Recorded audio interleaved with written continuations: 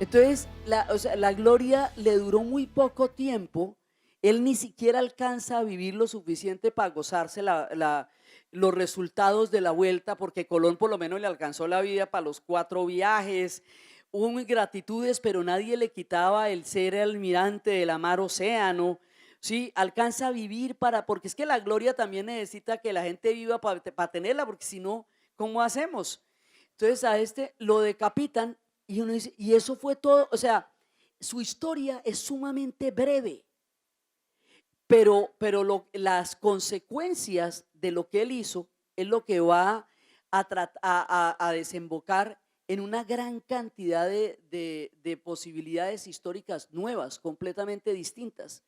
Entonces, lo decapitan y él quedó con el título de adelantado de la Mar del Sur, eso sí. Pero entonces, o sea, decapitaron al adelantado de la Mar del Sur. Ajá, chévere, bueno, pues qué vaina. Y de aquí para adelante, entonces es meternos en la cabeza esto. Entonces, ¿qué significa? Significa que esto que se está descubriendo, que ellos están descubriendo, no es exactamente Zipango ni Catay. ¿Eso qué es? Entonces, cuando empiezan a explorar y van bordeando la costa, ya después, primero es Magallanes el que le pone el nombre de Océano Pacífico, porque venía de mares más bravos y vino en el día en que la cosa estaba más bien calma y lo llamó el Océano Pacífico. Como tal es Magallanes, para Balboa era la Mar del Sur. Pero ya después con Américo se descubre que ese pedazo de tierra no es solamente un paso, sino que es que lo que descubrieron fue un continente. O sea, había un bloque de tierra que no estaba estipulado en ninguna de las imaginaciones de la época y que va a ser una cosa completamente nueva. Se van a demorar mucho tiempo en entender este concepto porque es demasiado grande. Y eso siempre ha sido un poco, como decía García Márquez en el Nobel, de ahí en adelante tratar de concebirnos siempre ha sido un gran reto histórico para las demás culturas, concebir este continente, todo este bloque de tierra con toda su diversidad y con toda su riqueza. Entonces, de aquí para adelante es ver cómo lo vamos a hacer. Bueno, sí, hay un bloque continental. Ya eso después Américo lo va a poder cartografiar. Estas cosas son increíbles porque deducir esto a pata y en barcos y tratando de ver cómo van a ser estas expediciones. Entonces ya con esto empiezan a abrirse las rutas para que finalmente puedan llegar a Oriente y va a haber una época en que se va a hacer el galeón de Manila, que ya es más hacia 1500, la nao de China, que llamaban en Nueva España, y ya el galeón de Manila, la nao de España, recoge toda la ruta, ese ya puede hacer las rutas del Pacífico, porque eso sale de China y atraviesa toda la zona de Oriente, atraviesa toda la parte de la China y de todas las diferentes islas, va por las Marianas, va por las Molucas, pasa por Filipinas y de Filipinas va a ser el paso todo completo hasta llegar a Nueva España, que era como se le llamaba a México. O sea, cuando llegaba la nao de China, o el galeón de Manila, eso traía realmente todas las mercaderías de Oriente. La gente venía de todas partes y se agolpaba en los puertos en Acapulco para ver llegar la nao de China, que era toda la leyenda de las perfumerías, de los tapetes, de las esencias, de los inciensos, de los condimentos, de todo lo que había que recorrer en el resto del mundo llegaba a Nueva España, que era el corazón del imperio, con todas las mercaderías a través de las rutas del Pacífico. Entonces, hay toda una etapa del Pacífico que es todo el control del imperio español sobre el Pacífico, pero ese control no va acompañado de unas investigaciones científicas, sino mucho tiempo más tarde, mucho más, ya con De la Espina más adelante, y entonces, pero no son ellos los que le van a dar todo el carácter científico al descubrimiento, sino la posesión y el carácter geográfico. Y es por ahí que empieza toda la exploración para llegar a ese famoso rumor que había de culturas inmensamente ricas que quedaban al sur, que eran los incas.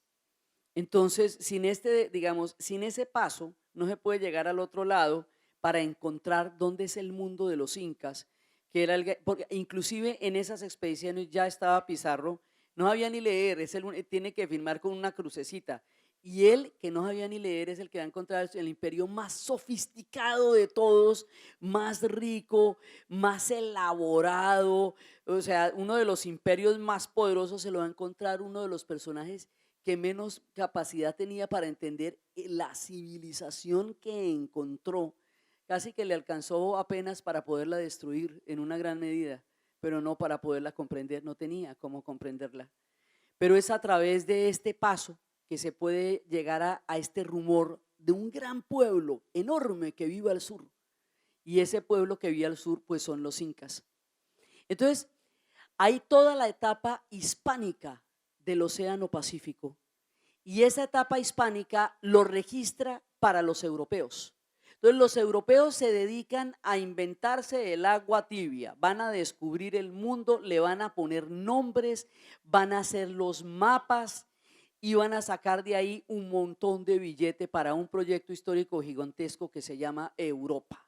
¿Sí? Pero el proyecto es desde allá y para ellos. Entonces por eso las palabras descubrimiento, las palabras nuevo mundo, ¿sí? Porque este mundo pues tampoco es nuevo para ellos, ¿sí? El nuevo mundo es la manera como ellos llaman, porque era un mundo que no lo tenían en la cabeza. La manera como su cabeza se va a ir adaptando a lo que sus barcos encontraron es como ellos van llamando a la historia. Entonces, eso es lo que exactamente llamamos eurocentrismo, ¿sí? Cómo los europeos designan lo que ellos ven. Entonces Gutenberg descubrió la imprenta, pues sí, pero es que los chinos ya estaban utilizando la imprenta en la idea de la dinastía Tang, ¿sí? Pero Gutenberg descubrió la imprenta. De aquí para adelante todo es así.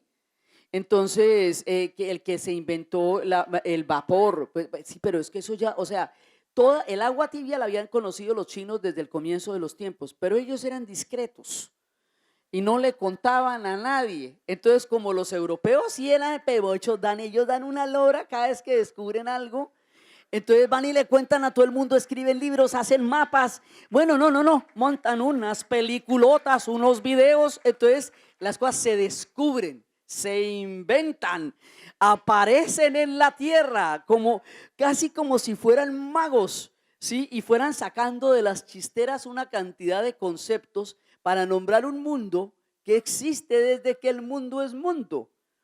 Entonces, es así como viene toda la parte hispánica del Océano Pacífico, pero ellos lo desarrollan en la medida en que lo van a recorrer para ir armando toda la ruta por el mundo de los incas y descubriendo todo lo que, pero el mundo de los incas es muy grande, entonces van descubriendo todo lo que es, en este sentido, van descubriendo, o sea, ellos van entrando a nombrar y a concebir en su imaginación todo lo que va a bordear este mar del sur.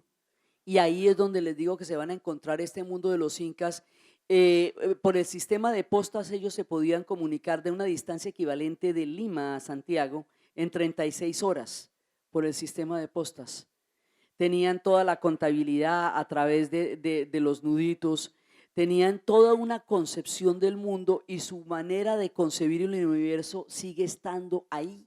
El testimonio de su grandeza sigue estando ahí. Entonces empieza toda esa parte hispánica y empieza toda la disputa después con Portugal, lo que va a ser Tordesillas, ¿sí? La gente que está siguiendo la serie de Europa del Este ya debe estar especializada en repartos. Entonces, pues la misma vaina, solo que antes. ¿Sí? La misma vaina, entonces, pero no era entre Stalin y Churchill, sino era entre entre España y Portugal. La disputa la va a dirimir el Papa, hace la línea, San Tordesillas, de aquí para acá es de los españoles, de aquí para acá es de los portugueses. Y miren a ver qué hacen con eso, ¿sí? Entonces Inglaterra y Francia se sienten que los cogió la noche, pero que los cogió la noche y que los españoles se les pegaron una adelantada muy grande.